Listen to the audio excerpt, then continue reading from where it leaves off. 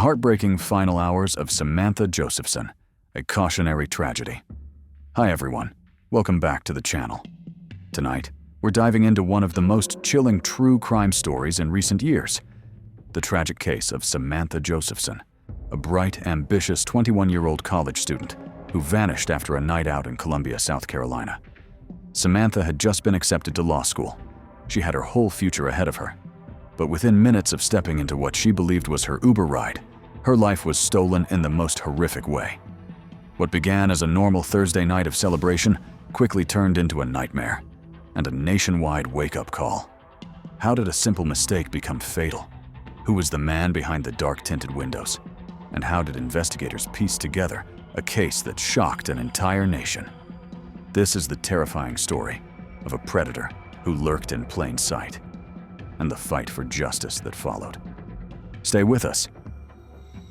Samantha Josephson was just 21 years old, a senior at the University of South Carolina, days away from graduating and heading to law school.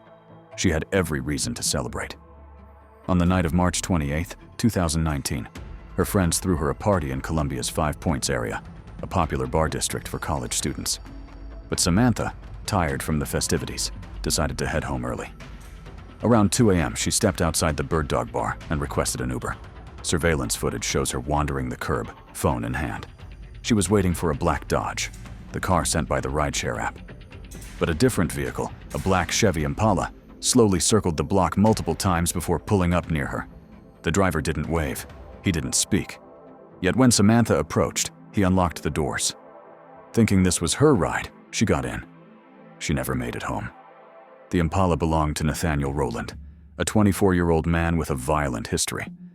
Unknown to Samantha, Rowland had deliberately activated the child safety locks, ensuring she could neither open the door from the inside nor roll down the windows.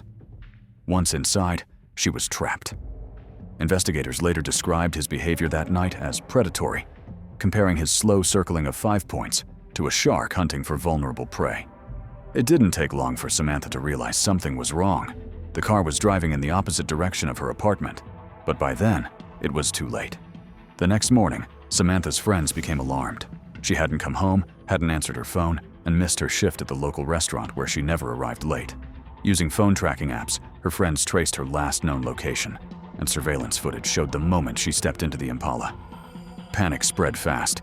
Columbia police immediately issued a BOLO, be on the lookout, for the black Impala. But for Samantha's parents, the worst fear was already sinking in. They rushed from New Jersey to South Carolina, hoping for a miracle. That miracle never came. Just a few hours after the parents arrived, 2 turkey hunters stumbled upon a horrific scene in a remote area of Clarendon County, over an hour outside Columbia. There, discarded like trash in a wooded area, lay Samantha's body. She had been stabbed over 100 times. Her wounds were so severe that her own parents could barely recognize her. She still wore the same outfit from the night she disappeared. It was now clear. This was no disappearance. This was a brutal, intentional homicide.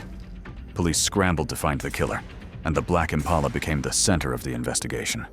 A young officer named Jeffrey Kraft, who had memorized the car's description from surveillance footage, spotted it in 5 Points just days later.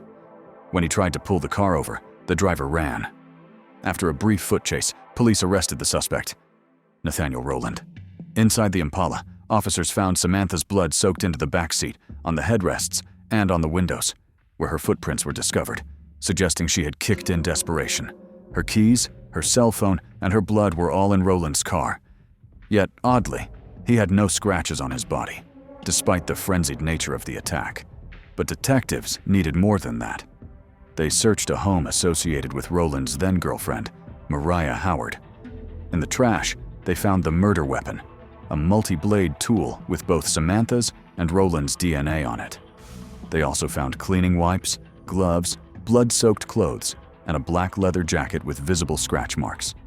Maria told investigators that Rowland had tried to clean his car, scrub the blood, and refused to answer her questions. Had weaknesses. No one saw Rowland and Samantha in the car together. Surveillance footage only captured her getting in, but not what happened after. There was also no DNA of Rowland under Samantha's fingernails or on her body, which his defense team used as a major argument. At trial, the prosecution painted a devastating portrait of what they believed happened that night. Samantha had been misled, trapped, and violently attacked. She fought for her life, leaving blood and footprints behind as signs of her desperate attempt to escape. Prosecutors argued that Rowland's motive was opportunity. He saw an intoxicated young woman, alone, waiting for a ride, and he exploited the moment with horrifying results. The defense, however, leaned on the absence of direct DNA evidence and claimed that someone else may have used Rowland's car. They pointed out that Samantha had scratched and fought, yet Rowland bore no injuries. They said prosecutors had created a narrative and filled it with assumptions, but lacked definitive proof. But the forensic evidence was overwhelming.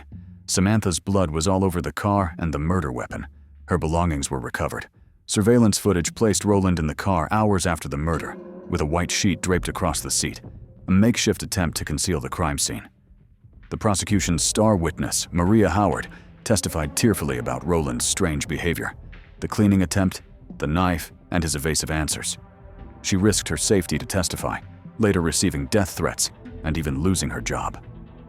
The jury deliberated for just over an hour before returning their verdict, guilty on all counts, including kidnapping and murder.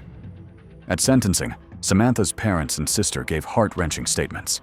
They described a young woman full of promise, intelligence, and love, stolen by a man they called pure evil. Samantha's father had warned her to always ask, "What's my name?" before entering any Uber or Lyft. But that night, in a moment of confusion, she didn't. Rowland showed no remorse. He spoke only to claim his innocence, a claim the judge swiftly dismissed, sentencing him to life in prison without the possibility of parole. In the wake of their daughter's murder, Samantha's parents launched the What's My Name Foundation, aimed at educating rideshare users and advocating for safety reforms nationwide. New laws have since been passed requiring Uber and Lyft drivers to display clear identification, including scannable QR codes and license plate verification. Samantha's story has become a tragic, powerful lesson that continues to save lives. Because of her, millions now know, never get into a car without asking, "What's my name?" And never assume that safety is guaranteed, even in a familiar place, even for just one ride home. Samantha Josephson's story is one of heartbreak, injustice, and painful lessons, but it's also a call to action. Her murder didn't just devastate her family and community, it changed the way millions think about safety in everyday situations. One simple mistake, getting into the wrong car, ended the life of a young woman with limitless potential, and it exposed a predator hiding in plain sight. Her parents turned their grief into purpose, founding the What's My Name Foundation to ensure no other family endures what they did. Because of Samantha, rideshare laws have changed, awareness has grown, and people across the country are now stopping to ask, "What's my name?" If this story moved you, help honor Samantha's legacy. Share this video, leave a comment, and remember her name. Stay alert, stay safe, and as always, thank you for watching True Crime Stories. Don't forget to like, subscribe, and turn on notifications.